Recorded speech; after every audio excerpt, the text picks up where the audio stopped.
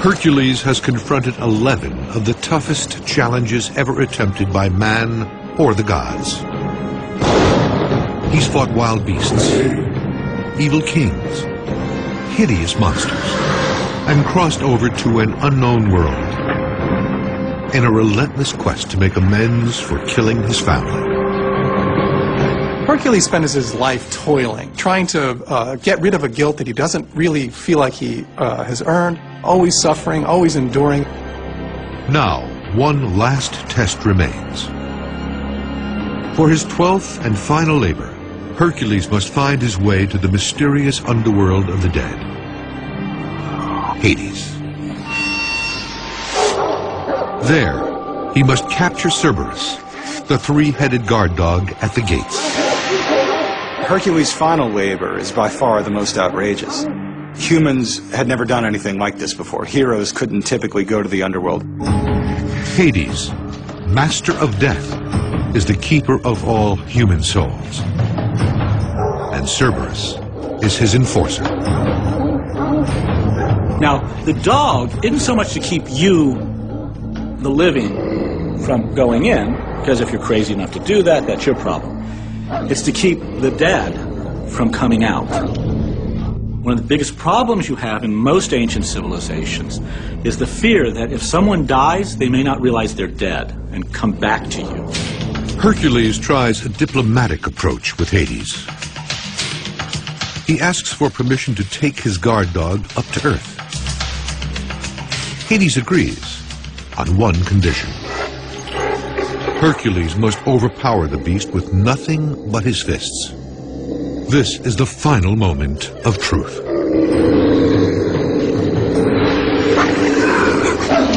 Hercules wrestles the dog to the ground.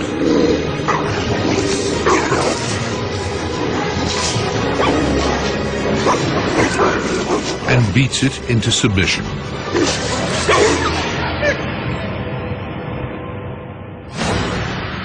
The fact that he was able to bring Cerberus back from hell is an extraordinary event, because what it was showing was that a Greek hero could go in and break the cycle of life and death. At last, Hercules has completed his penance. He has conquered every obstacle that has been put in his path and endured physical and mental torment beyond measure. By all rights, he should finally be at peace. Hercules is someone who struggles, who overcomes. He suffers, but he always gets back up. And there's some vague promise that life is going to be better for him after this adventure is completed. But of course it never is.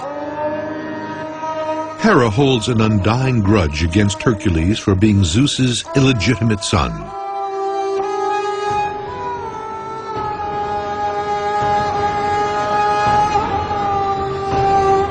There is only one escape from her curse: death.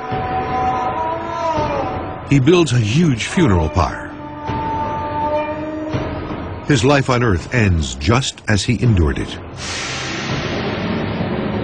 in torment. He wants to have a heroic death, the proper death of a hero. He wants to burn on a funeral pyre. Well, when this happens, it seems to be the final cleansing. What burns away is not Hercules. What burns away is his mortal flesh. And this releases his soul, so he himself ascends to the heavens. In death, Hercules is finally redeemed. Zeus, the king of gods, believes his son has suffered enough. He invites him to join the immortals on Mount Olympus. And his nemesis, Hera, finally relents. What we see here, I think, is that Hercules is the hero of heroes. He's the greatest of the great. And at the very end of it all, Zeus says, okay, Hercules, you've suffered enough, and you're so great, I'm actually going to go ahead and just make you a god. Hercules is finally going to get a kind of reward that will last forever. The suffering's finally over. In the end, Hercules is resurrected and joins his father in the eternal kingdom. It is an ending with an eerie similarity to another divine mortal, Jesus Christ. Hercules' final act is one of self-sacrifice. And again, there's an interesting Christian parallel with the hero who has to suffer to obtain immortality. And when he lights himself on fire, it burns away all the mortality, and all that's left is his essence, and that's what ascends into heaven. This is the myth of Hercules, a timeless story of strength, suffering, and redemption. It's the kind of story people like to hear. Because everyone has experienced trouble and toil and suffering in their lives. They've all faced monumental tasks that they don't think they'll be able to complete. And they want to hear a story of someone who's been through such things but has still gotten through and made it into the end. That Hercules can achieve success at the end points out to us that there's a kind of always a possibility of success, no matter how difficult our life might seem.